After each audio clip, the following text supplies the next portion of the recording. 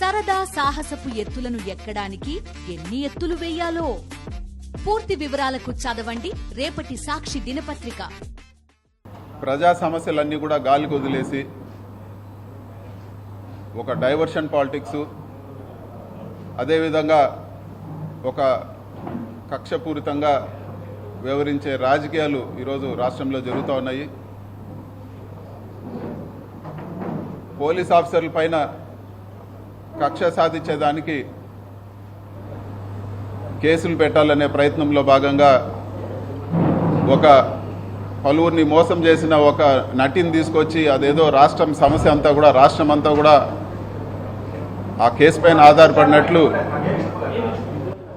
మన రాష్ట్ర ప్రభుత్వం వ్యవహరిస్తూ ఉంది. కానీ వాస్తవంగా వర్షం పడుతుంది, భారీ వర్ష సూచన ఉందని చెప్పే హెచ్చరికలన్నీ కూడా గాలికి వదిలేసి ఈరోజు విజయవాడలో ఇంత ఘోరమైన పరిస్థితి, ఈరోజు ప్రజలందరూ కూడా ఇబ్బంది పడుతూ ఉన్నారంటే ఈ డైవర్షన్ పాలిటిక్స్ పైన పెట్టిన దృష్టి ప్రజలపైన పెట్టలేదని చెప్పి కూడా నేను తెలియజేస్తా ఉన్నాను.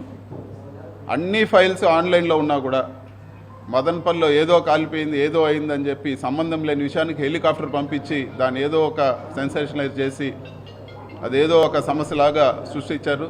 అదే హెలికాప్టరు ఈరోజు వరద సహాయ చర్యలకు ఎందుకు పంపించలేదని చెప్పి కూడా నేను ఈరోజు ప్రభుత్వాన్ని నిలదీస్తూ ఉన్నాను. అదేవిధంగా ఈరోజు వాస్తవంగా నిజంగా మహిళలకి ఇబ్బంది జరిగి ఒక ఇంజనీరింగ్ కాలేజీలో స్పై కెమెరాలు పెట్టి అమ్మాయిలందరూ కూడా ఇబ్బంది పడి, చదువుకున్న అమ్మాయిలందరూ కూడా వాళ్ళు ఏ రాజకీయ పార్టీకి సంబంధించిన వాళ్ళు కాదు, మొత్తం అమ్మాయిలందరూ కూడా ధర్నా చేస్తే ఈ విధంగా జరిగింది, మాకు సెక్యూరిటీ లేదు, మాకు ఈ విధంగా అన్యాయం జరిగిందని ధర్నా చేస్తే ఇన్వెస్టిగేషన్ జరుగుతున్నప్పుడే ఇది దీంట్లో ఏం లేదు అని చెప్పి సాక్షాత్తు ముఖ్యమంత్రి ఆయన కొడుకు ఇద్దరు కూడా మాట్లాడితే ఇంకా న్యాయం ఎక్కడ జరుగుతుందని చెప్పి కూడా ఈరోజు నేను ప్రశ్నిస్తా ఉన్నాను. ప్రజల్ని ఎవరన్నా ప్రశ్నిస్తే వాళ్ళని భయభ్రాంతులు గురి చేయడం, ఉదాహరణకు పుంగనూరు